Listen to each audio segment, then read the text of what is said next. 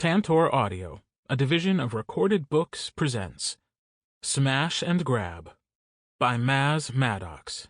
Narrated by Kirt Graves. Chapter 1. Dalton. My prey was close. The smell of the large mammal was carried on the cool wind that kissed my feathers. Moonlight painted the countryside in silver dust. Insects sang along with my nocturnal cousins. In the open field, the tall grass was hard to hide in, but the mammals were too sleepy to notice. They were slow, lumbering things, prone to panic when spooked. Even if they ran, I was much faster. They were nothing like the prey from my time. Sure, they made a good meal, but the thrill of the hunt was absent. The only things that put up a decent fight were bulls, so that's what I went for. Young, strapping slabs of steak that might actually be thrilling to take down. Slowly, I stalked closer, keeping my head down and my tail level. When I moved, my eyes stayed focused on my target, my head still. I kept my footsteps light, my feather coloring doing a shit job of hiding me in tall, dull grass. Closer, slow and steady. I could smell the cow shit littering the field ahead, the musty smell of dried sweat on their hides. Muted, mulling, bored sounds of bovine communication halted as I got close enough to see the sparkle in the dumb creature's large eyes. The bull staggered dramatically and sent a wave of panic through the herd. Hooves pounded the ground as they took off, fleeing together like herd animals do. My target, the big, angry black bull, lowered its horns and gave a warning charge. If I had the ability to laugh in my shifted form, I would have. I puffed out my feathers around my neck, head, and arms, and shook my tail as I gave the beast my own form of a roar, which was more of a hissing squawk. We aren't singers like our bird cousins, and we sure as hell don't roar like lions. Our noises are for our own kind, for communication, warnings, and mating, not for threatening. We have claws and teeth for that. And puffy feathers, of course. My display was enough to scare the bull into a run, which I couldn't resist. Giving chase to prey, no matter how slow, was always at least a little fun. I gained on it right away and pounced, sinking my dominant foot claw into its hide to gain footing. Using my taloned forelimbs, I sank my claws in deep and bit down into its meaty neck. It bucked and hollered, thrashing about while trying to stab me with its horns. Without armor plating, thick scales, or much else in the ways of defense, my teeth tore through its skin like it was made of paper. Rich, delicious blood pumped from the wound, sending bovine screams of fright through the field. The great animal slowed, exhausted and dying, before finally collapsing down into its shit-covered grassy grave. While I missed the taste of hadrosaur, or even smaller theropods like myself, beef was pretty damn good. The bright red meat of the mammal was warm and succulent, flavored with a lifetime of grass and feed. It was miles away from the stringy meat of animals that fed on ferns and thick, spiny plants from a world millions of years ago. But it was good and filling. After I had all I could stomach, I sauntered off to rest with my full belly. As I neared my little nest with my discarded clothing and car keys, I heard the buzzing of my cell in my jeans. I took one last long breath of the night air and pulled myself back to my much duller human form. The world always seemed a bit more muted with human eyes. My sense of smell faded to nothing, sound became a bit more muddy, and God was I slow. Hands were nice, though. So was sex. The emotions were hard to wrangle at first, but after a good 20 years as a human, I was starting to get the hang of them. I really enjoyed being full, happy, and horny. Currently, I was mildly annoyed that my boss man was interrupting my full-belly nap time. It was a sacred thing to me. I always napped after I killed and ate something. I fished my cell from my pocket, answering it. "You better be fucking on fire." I held the phone to my ear with my shoulder as I tugged on my jeans. "We have a location for the Oviraptor fossil." Montana's voice was cool and calm, not at all apologetic for his transgressions. "Which one?" I knew which one. I just wanted to annoy him. It kinda worked. "The one Nat Geo did a spread on last week. It's being prepped at the Natural History Museum in New York." "And?" I pulled my cigarettes out of the other pocket and took a seat under the thick trunk of the tree. If I wasn't going to be able to nap, I'd get my after-dinner smoke. He couldn't take that from me. "And De Leon has his sights on it." Montana's voice dropped, growing a bit more serious. "Oh." I took a long drag and exhaled through my nose. "That's not good." Royal pulled some email correspondence that suggests he plans on getting the specimen from the lab within the next week or two. He tried to purchase it, but the museum shot him down. "Fucking love AMNH," I cackled. "You know how many guys he's sending?" "The specimen isn't large, so probably not a lot. But you know how it goes with him. He never does anything small." I hummed in agreement, fighting back a yawn so I could take another pull from my cigarette. This wasn't the first time I've dealt with De Leon and his obsession with fossil collecting, and until Montana gave us the green light to just kill the dude, it wasn't going to be our last. "You're going to have to handle this one on your own, Dalton," Montana said.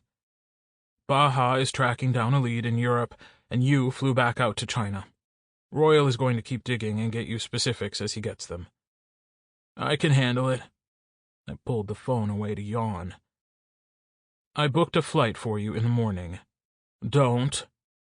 He cut me off before I could protest. "There's motion sickness pills in your bag, and it's first class. Drink and relax." "Yes, Daddy," I mumbled, sinking back against the trunk. "Don't call me that. Check in when you get there." I disconnected the call and tossed my phone beside my hip. It was going to be a long, nauseating flight, but at least it was to somewhere fun. After I snagged the fossil, I had time to go haunt New York, get in some live music, maybe some dick, and then head home. Not bad. But first, a nap. Chapter 2. Simon. "Are you sure you don't want to come out with us?" I rubbed my eyes to try and knock the sand loose. "Yeah, man, I'm good. I want to keep working."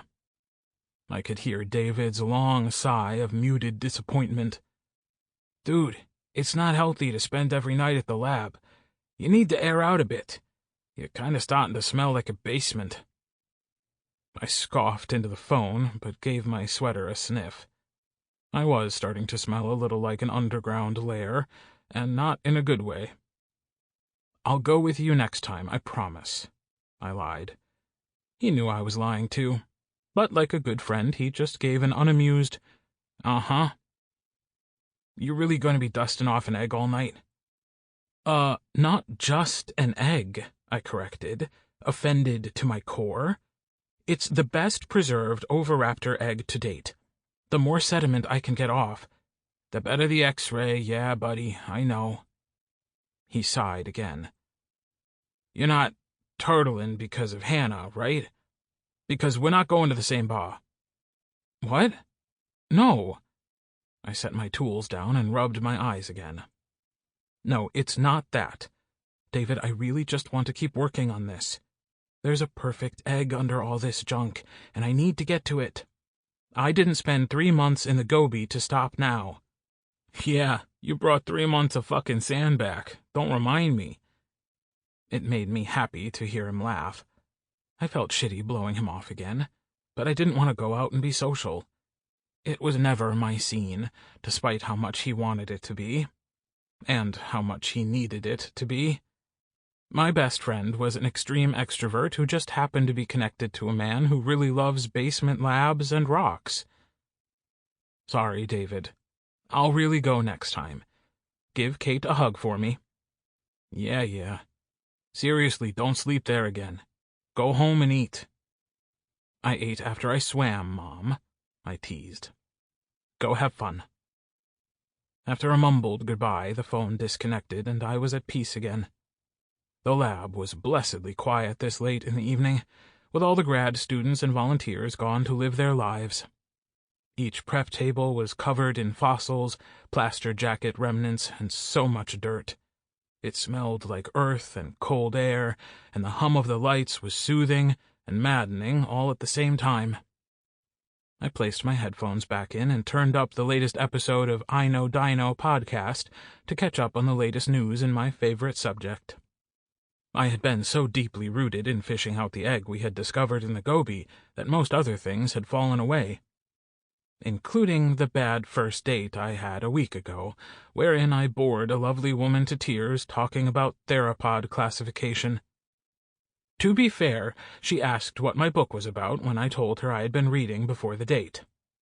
How could I have known she wasn't as passionately excited about the study of tyrannosaur jawbones as I was? Maybe I did need to get out and be around living things more often. Clearly my social skills weren't the sharpest, and I didn't mind smelling like a dusty bone basement, so it was no wonder I couldn't land second dates. I even tried to get set up on a date with this really attractive guy on David's frisbee golf team, and I turned chicken shit at the last minute. Now I can't go to his games anymore. My sigh was lost in the sound of the latest news of a fossil in amber discovered in China, along with some new studies on raptor mating rituals being explained. The egg before me was just starting to peek out from the rock I had been chipping at for months. Deep inside the 10-pound slab of rock was a perfectly preserved egg that was millions of years old. Not just that, but the first X-rays showed a baby dinosaur hatching from the side. The unfortunate sandstorm that swallowed up the nest flash-buried the young thing and preserved it for millions of years. It was damn likely that something beyond just the bones survived. We dared to dream of the feather impressions inside, or even remains of fossilized soft tissue, and the eggshell was preserved enough that once we were able to get to it, we could likely discover the color it was before it fossilized. Goosebumps rippled over my skin as I felt the smooth eggshell I had been painstakingly uncovering.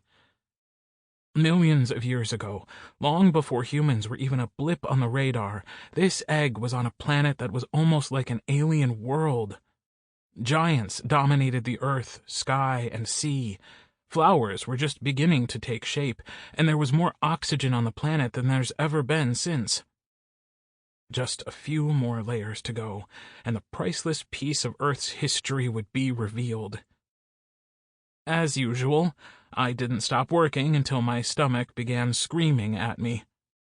My back and shoulders were stiff as I uncoiled from my perch, grunting as my spine crackled and popped like a breakfast cereal.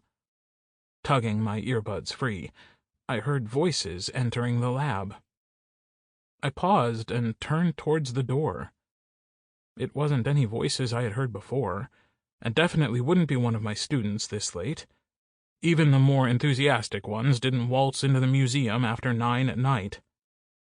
"Hello?" I called out, just as the source of the voice came into view.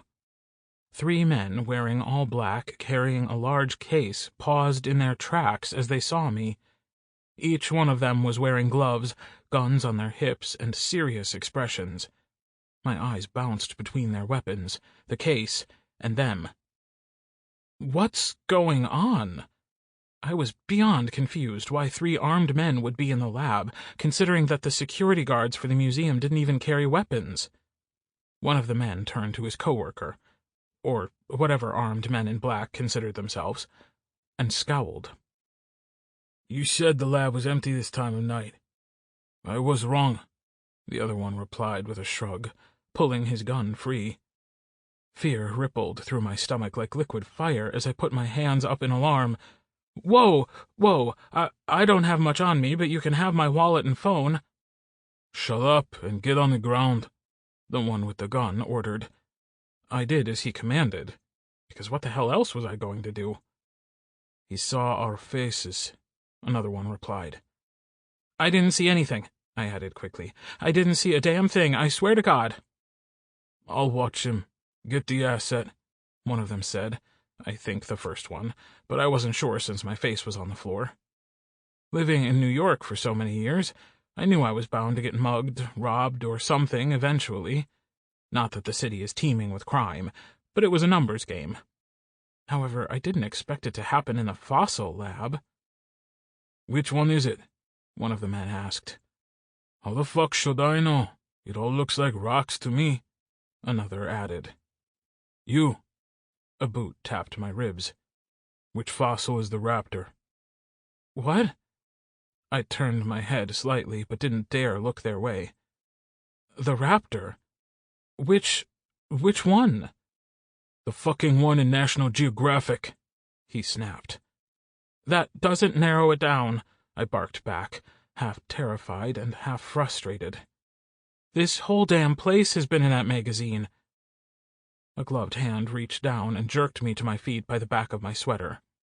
I coughed as the fabric bit into my throat and kept my eyes down and palms up. A gun was pointed in my face, making me squeeze my eyes shut and turn my head away in fear, like maybe I could avoid being shot if I couldn't see the barrel.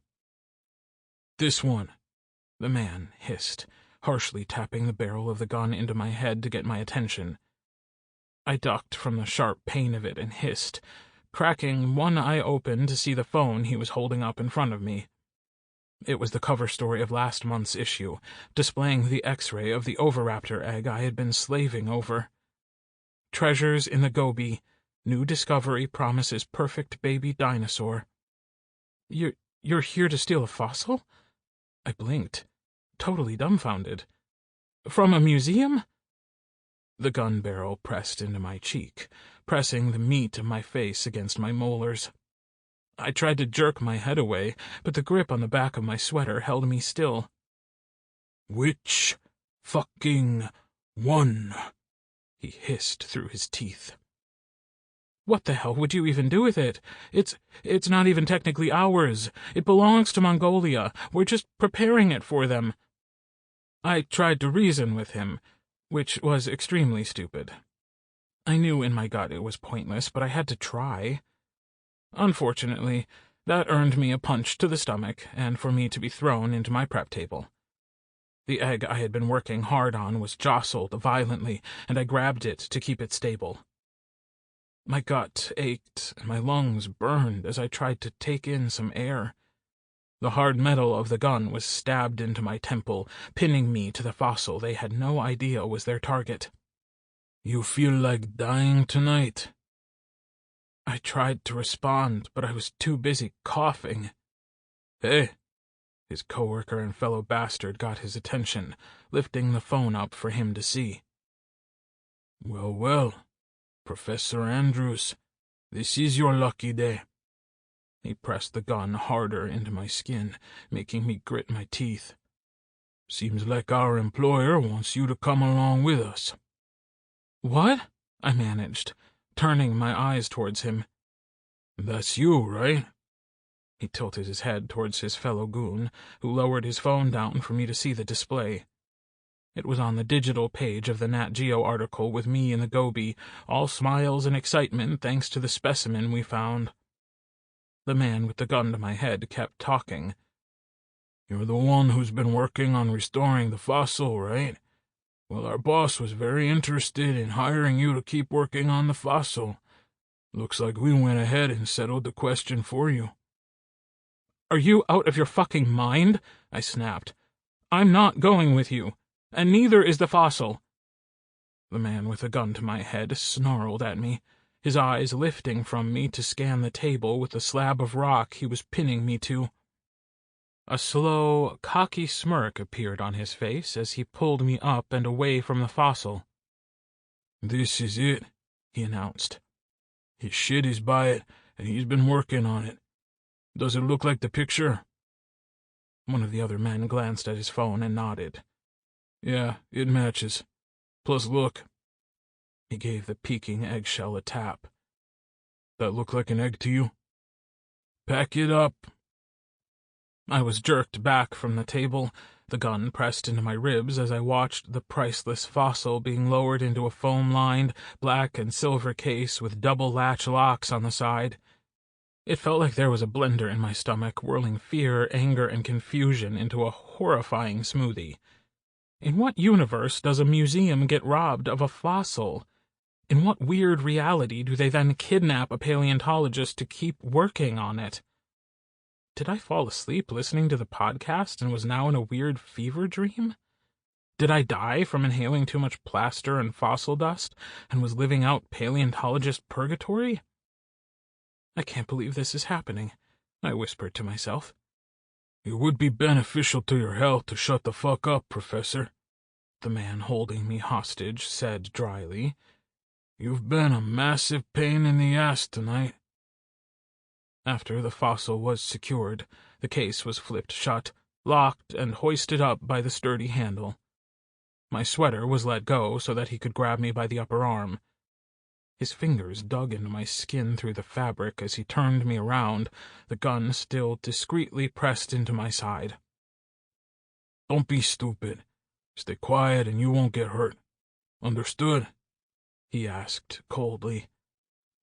I gave a nod, my words failing me.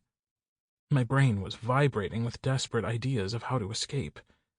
Should I scream when I got outside? Kick him in the balls? Jesus, I should have been taking martial arts in college instead of trying out for the swim team. I scanned my brain for any knowledge of pressure points to try and disarm my attacker, but the only one that came to mind was the one in the palm that helped with headaches. What the hell is going to happen to me now? As we walked towards the lab's exit, a sharp whistle got my kidnapper's attention. Before I could even process what was happening, a wooden bat cracked into the skull of the man gripping my arm. His head snapped backwards as blood poured from his nose, his grip dropping away from my arm as he hit the ground. I ducked in alarm and dodged away as the bat-wielding newcomer stepped from around a tall collection case. In an absolutely bizarre twist, a man sporting a bright pink short mohawk, a fully decked-out jacket with spikes and patches, ripped-up black skinny jeans, and bubblegum pink Doc Martens emerged. He spun the slugger in his hands before getting ready to swing again. The man holding the case tried to reach for his weapon, but the mohawked attacker kicked him in the balls with his foot before swinging the bat up and under his chin. Just as the other dumbfounded man in black tried to aim his weapon, he was kicked in the side of his knee with a pink boot, and the handle of the bat slammed into his temple. With all three men down, bloody and out cold, the pink punk caught his breath and picked up the fossil case. I'm sure I must have been staring at him like he had three heads as he turned towards me. His eyes were icy blue and sharp as a knife. Tattoos crept out from under his faded Game of Bones shirt that displayed a very punny dinosaur bone representation of the Iron Throne. When he grinned, the two snakebite-piercing studs in his lip caught the light. "Hey, handsome." What the hell is happening?" I stuttered in shock. "We're escaping." He thrust the case into my chest and let it go. I juggled it like a bad circus act before finding my grip, the damn thing nearly hitting the ground. Before I could ask for clarification, he added, "Keep up," and bolted out of the lab. My brain was on autopilot as I unrooted my feet and began running after him. The museum was silent as we ran together towards the exit, and I scanned the area for the security that was normally walking around this time of night. My mohawked savior slowed to a trot as he spun in a circle, looking around like a bouncing kitten before pulling the fire alarm. The light on the small box began to blink as the museum erupted into a screaming symphony of sirens. I winced and ducked from the sound, hugging the case tighter to my chest. "Why the hell did you do that?" I demanded over the alarm. "To buy us time," he yelled back, grabbing my sweater sleeve and tugging me out through the back exit. Outside, the sirens could still be heard, but it wasn't as deafening. Now the baddies won't chase us because they'll be running from the cops and firemen. Where the hell was the security? I chased after him, falling in line with him on the sidewalk.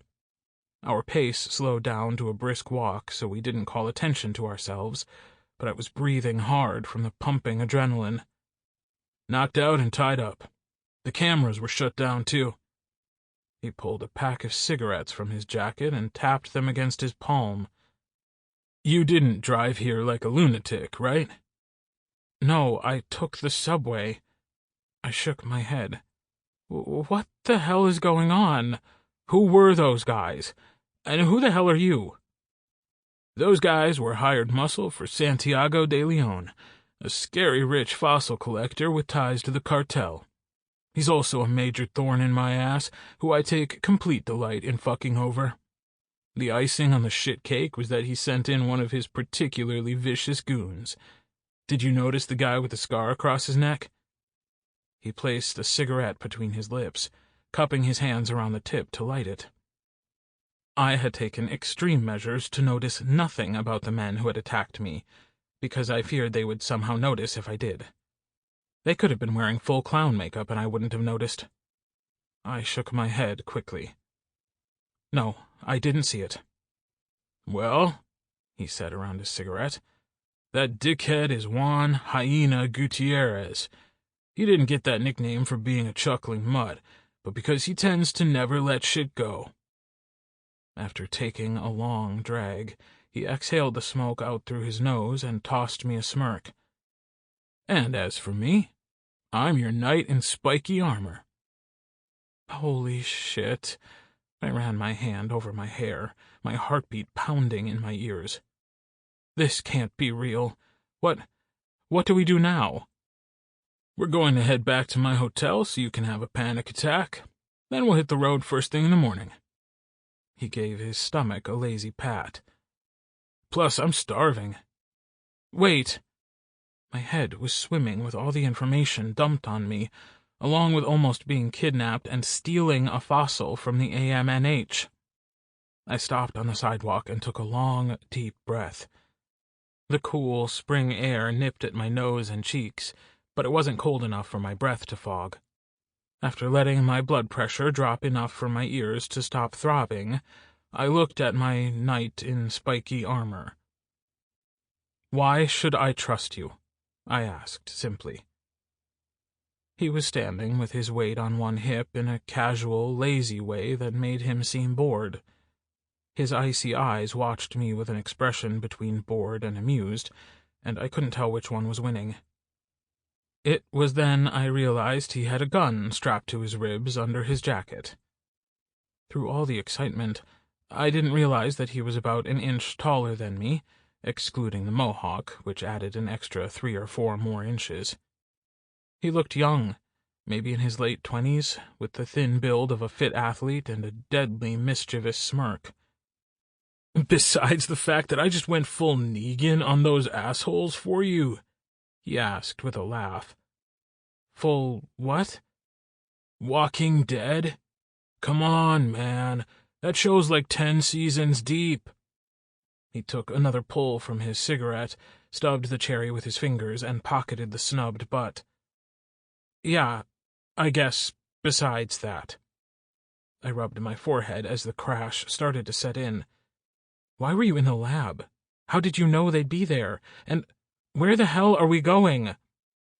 The punk gave a sigh and casually strolled a couple steps closer to close the gap I had placed between us. He tilted his head down slightly to catch my eyes and held out his hand. I'm Dalton. Simon. I took his hand, which was warm and dry, and gave it a polite shake. He held on a little longer than I wanted, his lips twitching as I finally pulled my hand free. Well, Simon, you got a couple choices. He made a show of ticking off his fingers as he proceeded with a numbered list. 1, you take your chances on your own and get plucked up in probably a day, maybe 2 if you're crafty. De Leon's lackeys will find you and fly you down to Mexico.